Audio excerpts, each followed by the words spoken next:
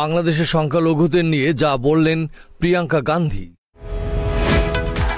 সম্মিলিত সনাতনী জাগরণের জোটের মুখপাত্র ও চিন্ময় দাস ব্রহ্মচারীকে গ্রেপ্তার ও আদালত জামিন নামঞ্জুরের ঘটনায় উদ্বেগ প্রকাশ করেছেন ভারতের বিরোধী রাজনৈতিক দল কংগ্রেসের সাধারণ সম্পাদক প্রিয়াঙ্কা গান্ধী। বুধবার সামাজিক যোগাযোগ মাধ্যমে এক্সে দেওয়া এক বার্তায় এই উদ্বেগ প্রকাশ করেছেন তিনি।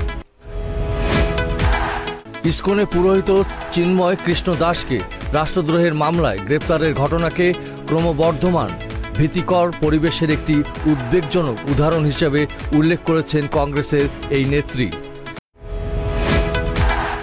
এক্সে দেওয়া বার্তায় প্রিয়াঙ্কা গান্ধী বলেছেন, প্রতিবেশী বাংলাদেশি হিন্দুদের বিরুদ্ধে চলমান সহিংসতা অত্যন্ত উদ্বেগজনক। তিনি বলেন, বাংলাদেশে ইসকন মন্দিরে সাধুকে গ্রেফতার করার খবর এবং সংখ্যালঘু হিন্দুদের বিরুদ্ধে অব্যাহত সহিংসতা অত্যন্ত উদ্বেগজনক।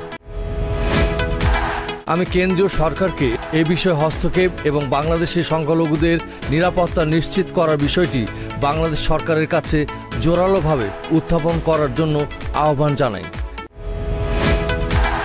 এস আহমেদ রাজ, ডেস্ক রিপোর্ট, এই সময় টিভি, ঢাকা।